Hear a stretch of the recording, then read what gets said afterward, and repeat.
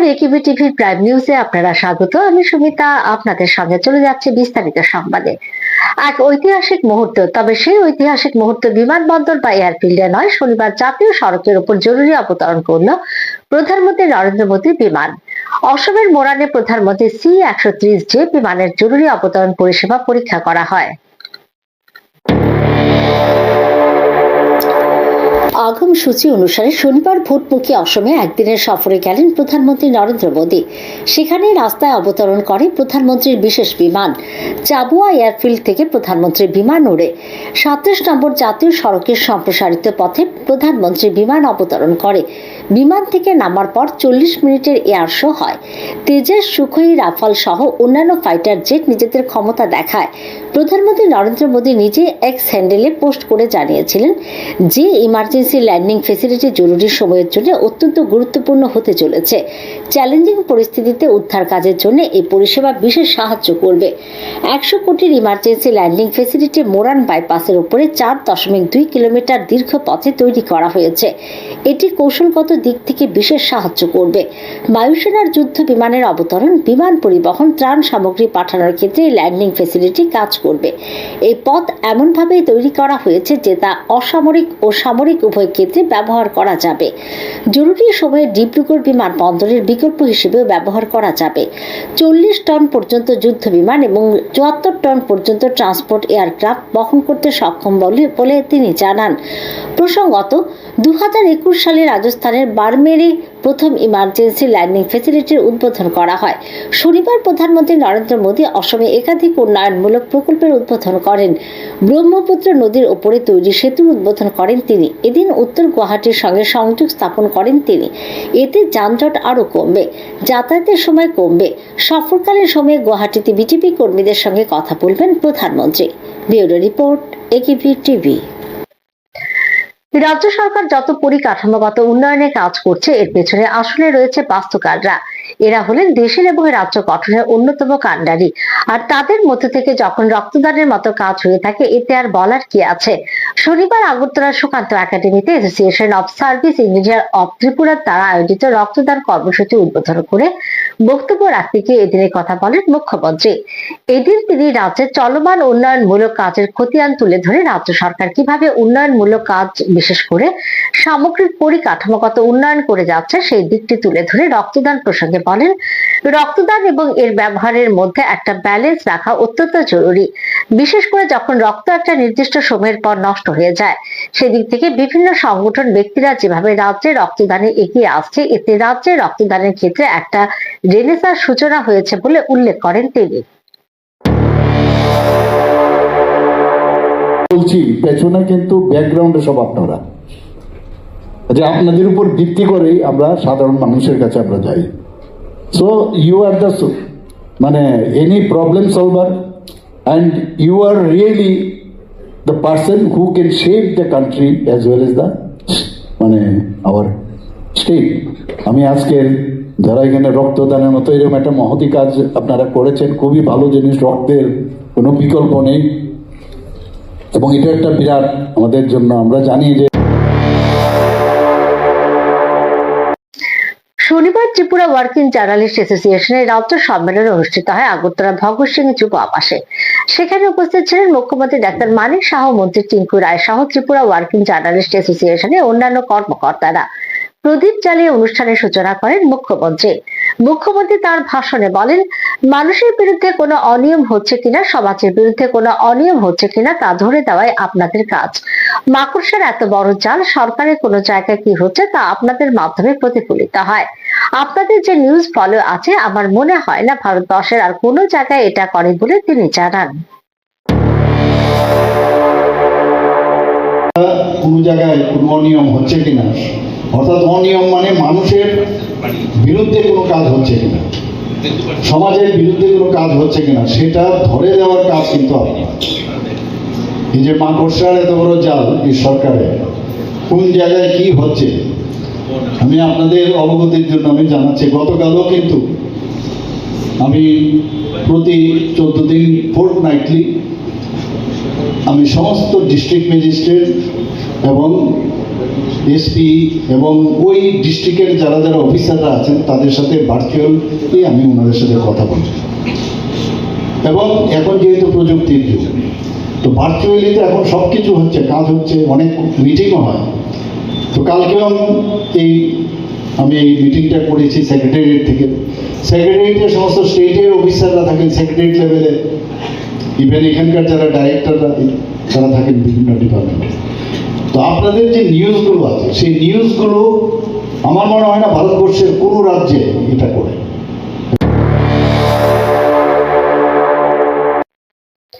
নিচে ছোট্ট একটি বিজ্ঞাপন বিরতির সঙ্গে থাকুন।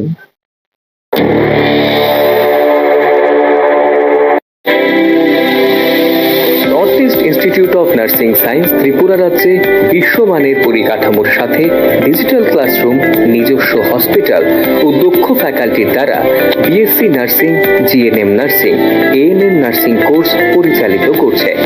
রয়েছে ভারত সরকার ও ত্রিপুরা সরকারের নার্সিং কাউন্সিলিং এর বিশেষ অনুমোদন। এছাড়াও ইন ক্যাম্পাস রয়েছে উন্নত মানের hostel facility, laboratory, library, indoor sports zone, ওয়াইফাইয়ের সুবিধা। ছাত্রছাত্রীদের জন্য রয়েছে বাসের ফ্যাসিলিটি। তাই নার্সিং পড়তে এখন আর বহির্রাজ্যে নয়, নিজের রাজ্যে 100% প্লেসমেন্ট অ্যাসিস্ট্যান্সের সাথে নার্সিং পড়ার স্বপ্ন পূরণ করুন।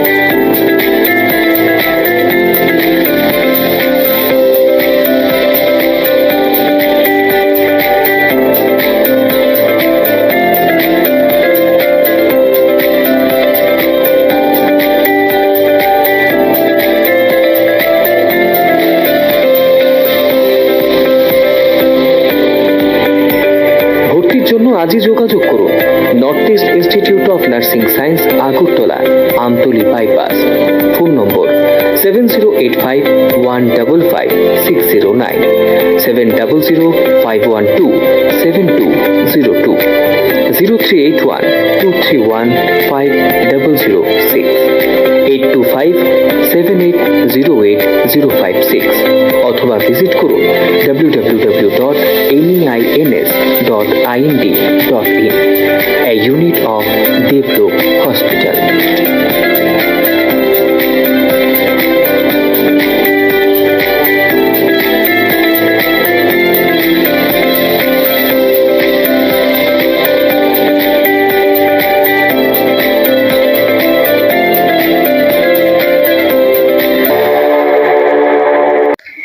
বিরতির পর সবাইকে স্বাগত। চলে যাচ্ছে পরের খবরে। বাংলাদেশে বিএনপির জয়ে ত্রিপুরা রাজ্যে খুশির এক বাতাবরণ লক্ষ্য করা গেছে। এর ফলে নতুন বাংলাদেশের সঙ্গে ভারতের পাশাপাশি ত্রিপুরারও সুসম্পর্ক আরো মজবুত হবে।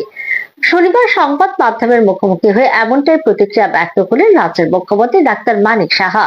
মুখ্যমন্ত্রী বলেন, বাংলাদেশের নির্বাচনের মাধ্যমে গণতন্ত্র পুনরুদ্ধার হয়েছে, তাতে গোটা দেশের সাথে ত্রিপুরাবাসীর মধ্যে খুশির বাতাবরণ লক্ষ্য করা গেছে।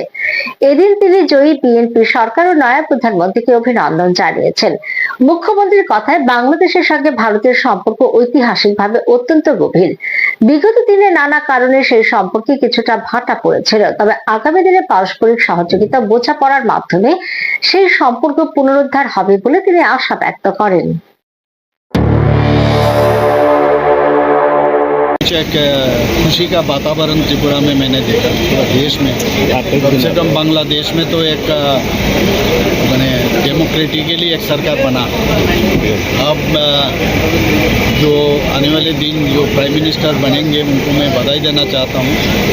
और हम चाहते हैं इंडिया और बांग्लादेश के साथ अच्छा एक रिलेशन बने, और ख़ास करके त्रिपुरा के लिए तो बहुत महत्व रखते हैं, क्योंकि त्रिपुरा के पूरा मैंने अगर 4 भाग में 3 भाग ही बांग्लादेश के साथ जुड़े हुए, और बांग्लादेश का तो वहाँ का कृष्टि, संस्कृति और कल्चर एवरीथिंग त्रिपुरा के साथ बहुत मिलजुल है। पहले भी बहुत अच्छा रिलेशन था, और मैं समझता हूँ पार्टीशन के बावजूद भी मतलब वहाँ का कुछ रिलेटिव है, जैसे यहाँ पर यहाँ का कुछ रिलेटिव वहाँ है, तो मैं उम्मीद करता हूँ कि फिर से ये जो रिलेशन ये फिर से रिस्टोर होगा।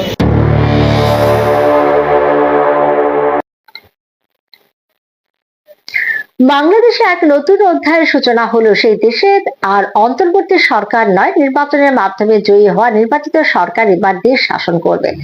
2/3 বেশি সংখ্যাগরিষ্ঠতা নিয়ে ক্ষমতায় এসেছে বিএনপি। প্রধানমন্ত্রী হবেন তারেক রহমান। এদিকে নিয়মের জটিলতার কারণে 14 ফেব্রুয়ারি শপথ গ্রহণ করতে পারবেন না তারেক রহমান। জানা গেছে আগামী সোমবার বা মঙ্গলবার শপথ গ্রহণ করতে পারেন তারেক রহমান। সূত্রের খবর, সময় মতো যদি আমন্ত্রণ আসে তাহলে বাংলাদেশের প্রধানমন্ত্রী হিসেবে তারেক রহমানের শপথ গ্রহণ অনুষ্ঠানে উপস্থিত থাকতে পারেন ভারতের বিদেশ মন্ত্রী এস জয়শঙ্কর। প্রসঙ্গত, খালেদা জিয়ার মৃত্যুর পর তার শেষকৃত্যে অংশ নিতে ঢাকায় গিয়েছিলেন বিদেশ মন্ত্রী এস জয়শঙ্কর। ব্যক্তিগতভাবে দেখা করেছিলেন তারেক রহমানের সঙ্গে। ত্রিপুরা রাজ্য আইন পরিষেবা কর্তৃপক্ষ শনিবার জাতীয় লোক আদালতের আয়োজন করা হয়।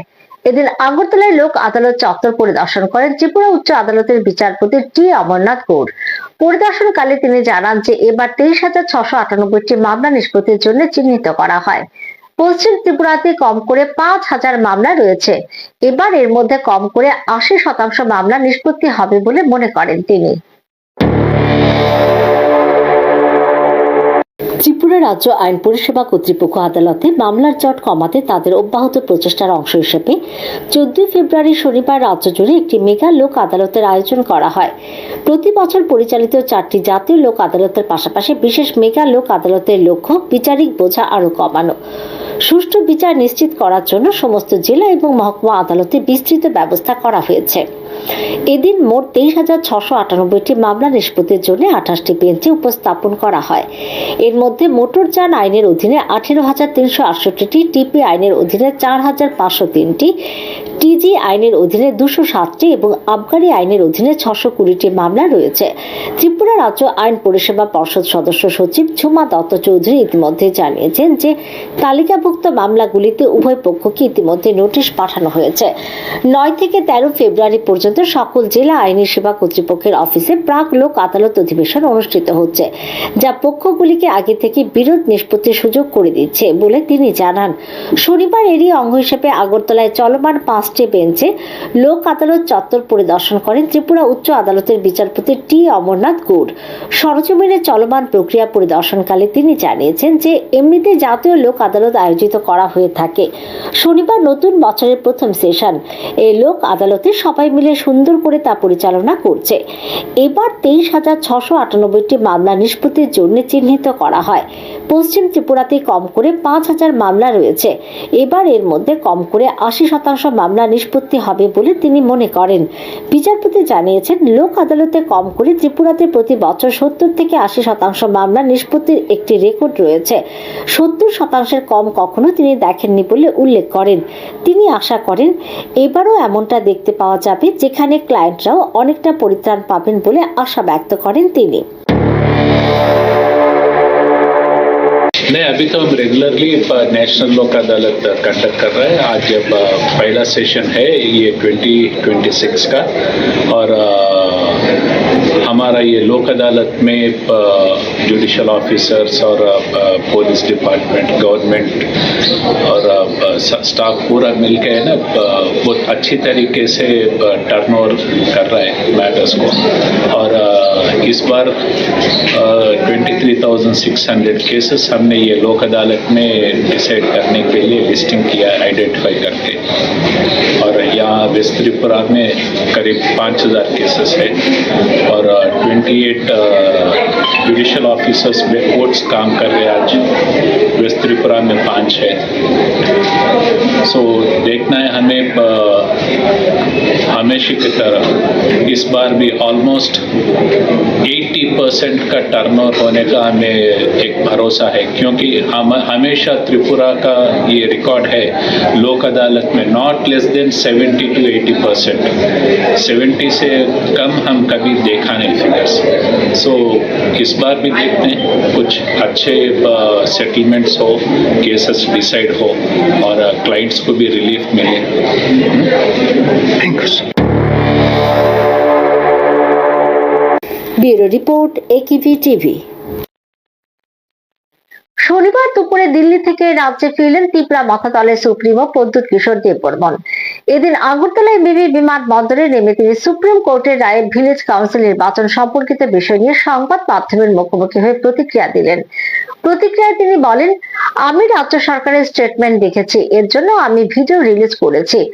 আপনারা শুনেছেন যে সুপ্রিম কোর্টের বিচারকদের কি অবজারভেশন ছিল, তারা এখন অবজ্ঞা করতে পারবে না যে তাদের জন্য ভিসি নির্বাচন হয়নি এডিসি এলাকায়। এই নির্বাচন করলে আমাদের গ্রামের জন্য ভালো হবে বলে তিনি জানান।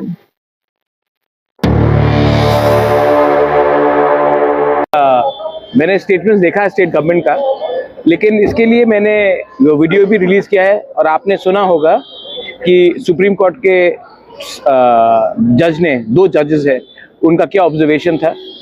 और ये लोग अब डिनाई नहीं कर सकते हैं कि इन्हीं के लिए वीसी इलेक्शन नहीं हुआ है हमारे एडीसी एरिया में।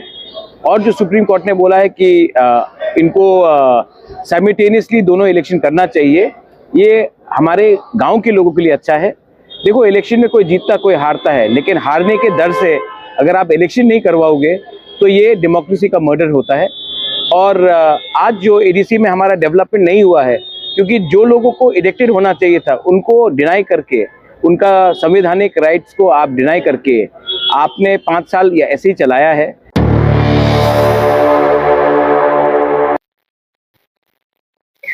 আগাম ঘোষণা অনুসারে 14 ফেব্রুয়ারি শনিবার হাইকোর্ট বার অ্যাসোসিয়েশনের নির্বাচন অনুষ্ঠিত হয়।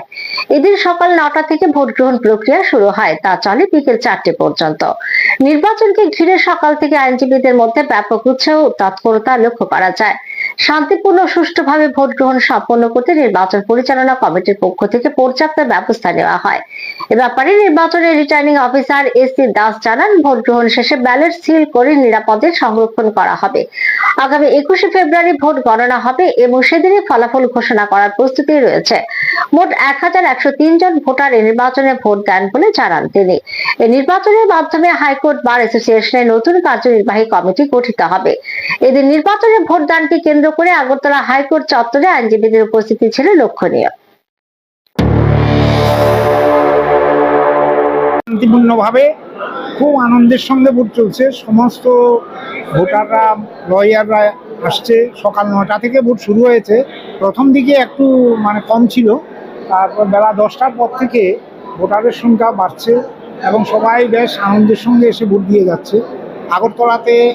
আগরতলার জন্য হাইকোর্ট প্রেমিসেসে আমরা 7টা বুথ করেছি। 7টা বুথে একসঙ্গে ভোট চলছে। আর এর বাইরে 8টা সেন্টার হয়েছে: বিশালগড়, সোনামুড়া, উদয়পুর, বিলোনিয়া, আর এইদিকে খোয়াই, কমলপুর, কৈলাসহর, ধর্মনগর। এই 8টা সেন্টারে একসঙ্গেই ভোট শুরু হয়েছে সব জায়গাতে। আমাদের রিটার্নিং অফিসার, পুলিং অফিসার এবং প্রত্যেক কেন্দ্রে আমাদের অবজারভার আছে। অবজারভার সেন্টারই দেওয়া হয়েছে, তাদের সবাইকে ট্রেনিং দেওয়া হয়েছে।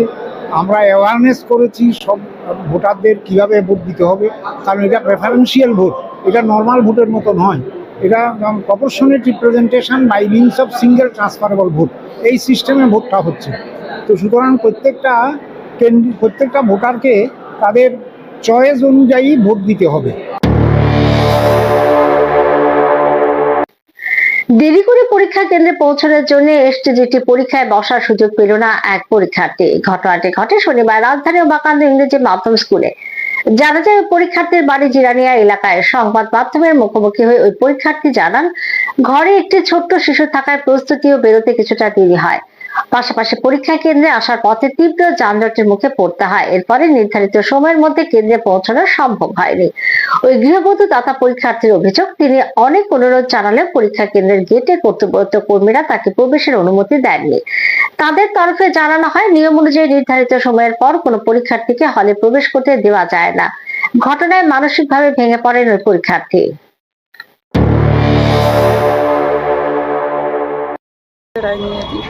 এমনি 9:30 দিকে বাইরে হচ্ছে।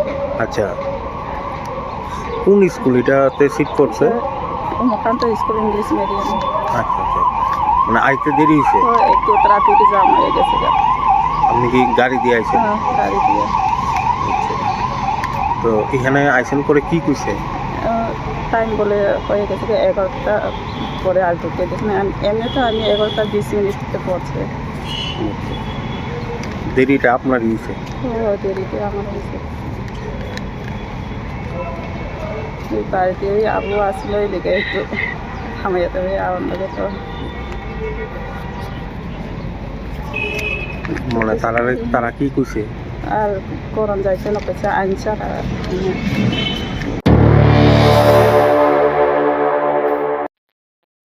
আসন্ন এডিসি নির্বাচনের আগে ফের একবার রাস্তায় নামলো তিপ্রামথা দলের কর্মীরা। তবে তারা জানে না কেন তারা রাস্তায় হাঁটছেন। শনিবার দুপুরে তেলিয়ামুড়ায় মানববন্ধন কর্মসূচি সংগঠিত করে দল।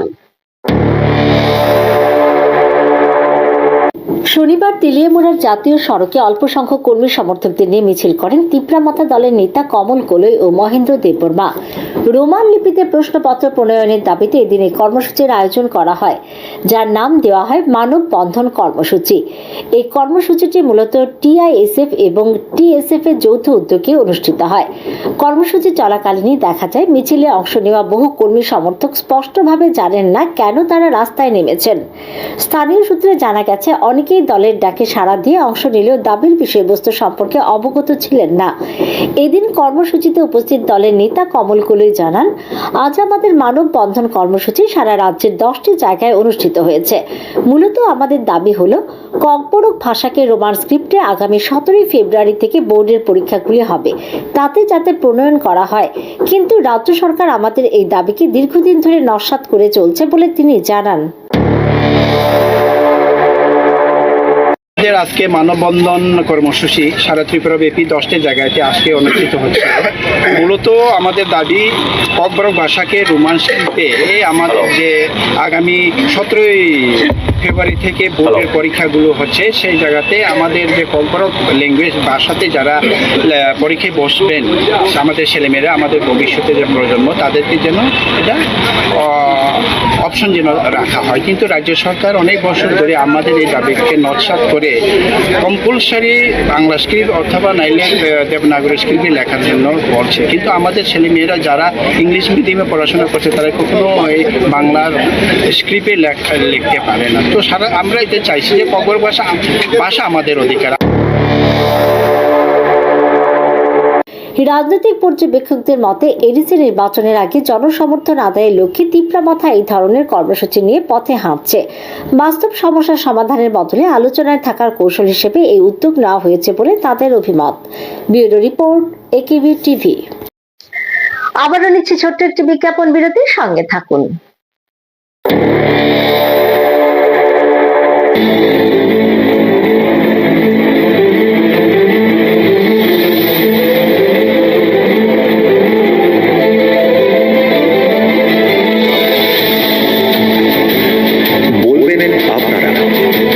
শুনবো এবং শোনাবো আমরা। চোখ রাখুন একেবি টিভির পর্দায়।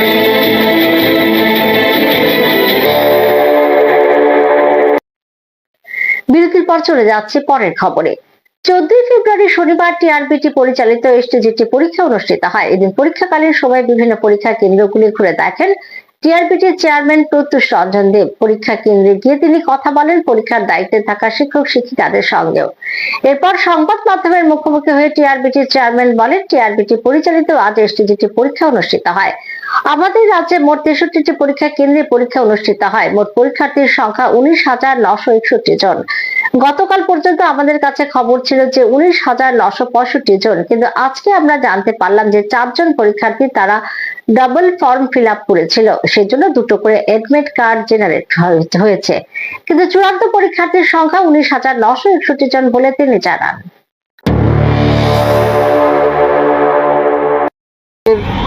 টিআরবিটি পরিচালিত আজকে এসটিজিটি পরীক্ষা হচ্ছে, selection test for graduate teacher. আমাদের রাজ্যে মোট 63টি পরীক্ষা কেন্দ্রে পরীক্ষা চলছে। আমাদের 12টা থেকে শুরু হয়েছে। আমাদের আজকে মোট পরীক্ষার্থী 19,961। এখন গতকালকে পর্যন্ত আমাদের কাছে খবর ছিল যে 19,965 জন পরীক্ষার্থী, কিন্তু আজকে আমরা জানতে পারলাম যে 4 জন পরীক্ষার্থী তারা ডাবল ফর্ম ফিল আপ করেছিল, সেই জন্য 2টো করে এডমিট কার্ড জেনারেট হয়েছে। কিন্তু ফাইনাল ক্যান্ডিডেটের ফিগারটা হচ্ছে 19,961 জন আমাদের পরীক্ষা দিচ্ছে। আজকে পরীক্ষা কেন্দ্র 63টা, 12টায় সবকটা কেন্দ্রে পরীক্ষা শুরু হয়েছে। এখন পর্যন্ত কোনো কেন্দ্র থেকে কোনো রকমের সমস্যার খবর আমরা পাইনি। আমরা টিআরবিটির টিম আমরা বেরিয়েছি, আমরা বিভিন্ন কেন্দ্রগুলো ঘুরে দেখব। দেখার পর আমরা বিকেলবেলা আমাদের হাতে কতজন উপস্থিত কতজন অনুপস্থিত সেই সংখ্যাটা আমাদের হাতে আসবে।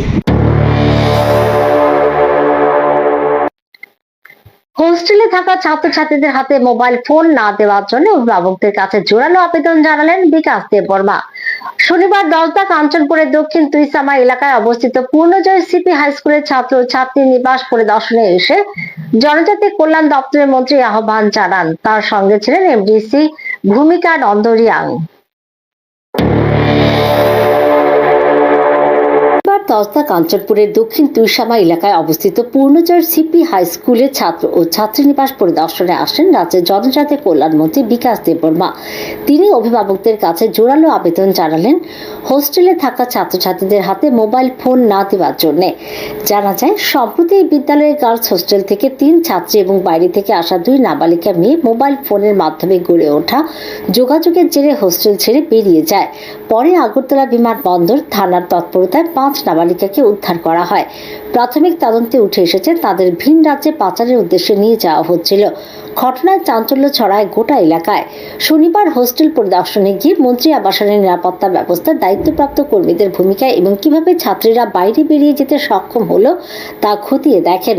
পরে সাংবাদিকদের মুখোমুখি হয়ে তিনি বলেন, রাজ্যের বিভিন্ন প্রান্তে একটি সংগঠিত চক্র সক্রিয় রয়েছে। তারা মোবাইল ফোনের মাধ্যমে নাবালিকাদের সঙ্গে যোগাযোগ স্থাপন করে বন্ধুত্ব প্রলোভনের ফাঁদে ফেলে বিভ্রান্ত করছে। এই ঘটনার পেছনেও সেই ধরনের একটি চক্র কাজ করেছে বলে আশঙ্কা। মন্ত্রী স্পষ্ট ভাষায় জানান, বিশেষত হোস্টেলে থাকা পড়ুয়াদের হাতে মোবাইল ফোন তুলে দেওয়ার আগে অভিভাবকদের একাধিকবার ভাবা উচিত। তার কথায়, পড়াশোনার পরিবেশ ও নিরাপত্তা সুনিশ্চিত রাখতে অভিভাবকদের সচেতন হওয়া জরুরি। অপ্রয়োজনীয় মোবাইল ব্যবহার অনেক সময় বিপদের কারণ হয়ে দাঁড়ায়। তিনি আরও জানান, সংশ্লিষ্ট চক্রটিকে চিহ্নিত করতে পুলিশ প্রয়োজনীয় পদক্ষেপ গ্রহণ করেছে এবং তদন্ত করছে। পাশাপাশি হোস্টেলগুলির নিরাপত্তা জোরদার করা এবং নজরদারি বাড়ানোর দিকেও গুরুত্ব দেওয়া হবে বলে আশ্বাস দেন মন্ত্রী। आं जे सारा त्रिपुरा राज्य जे गुड़ी मोबाइल चेरे रक्ति खेके तामुं तिनी प्रमाण खाओ तिसामा कामिनी ओ गार्लस हस्टेल नरक जतना साइमांखना पुरानी माग थामचेराय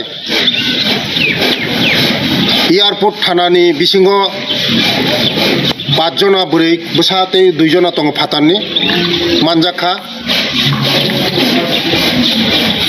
ईश्वर सुबामानि मांगै मानजाखा तिनि ओ चेरेरक जदिनो साक्सेसङै थाङै मांहाखाय फातार जागाव बरंनो विभिन्न कौशल खायै बरंनो उजानि tlangka हस्टेलनि जीवन काहाम फिरगला खाम हामिया जागा बंगनो इउज खाइकामु आबानि बागनो तिनि सारा त्रिपुरा राज्य जे যত গার্জেন দং আপিল খাইমানে একই কারণ যে মোবাইল কাহা মোবাইল হামিয়া তিনি ও চেরেরক এই মোবাইল কাইসা তংমানি বাগিনো। Bureau report, AKB TV. শিক্ষক বদলে রুখতে উত্তাল কৈলাসহরের শিক্ষা দপ্তরের সিদ্ধান্তের বিরুদ্ধে এবার রাস্তায় নামলো পড়ুয়ারা। তাদের প্রিয় ইংরেজি শিক্ষকের বদলে মানতে নারাজ ফুলবাড়ি কান্দি হাই স্কুলের ছাত্রছাত্রীরা। রাস্তা অবরোধ করে চলল বিক্ষোভ। ঘটনা শনিবার। জেলা শিক্ষা আধিকারিকের বক্তব্য মানতে নারাজ ছাত্রছাত্রীরা। তাদের দাবি, পড়াশোনার গ্যাপ নয়, বরং ওই শিক্ষকের পাঠদানের পদ্ধতির সাথে তারা সাবলীল। যতক্ষণ না বদলি স্থগিত করা হচ্ছে ততক্ষণ আন্দোলন চালিয়ে যাওয়ার হুঁশিয়ারি দিয়েছে বিক্ষুব্ধ ছাত্রছাত্রীরা। দেখার বিষয়, পড়ুয়াদের এই আবেগের কাছে শিক্ষা দপ্তর কি ভূমিকা গ্রহণ করে। এখনকার মতো সংবাদ এই পর্যন্ত। পরবর্তী আপডেট দেখার জন্য চোখ রাখুন শুধুমাত্র একেবি টিভি পর্দায়। নমস্কার।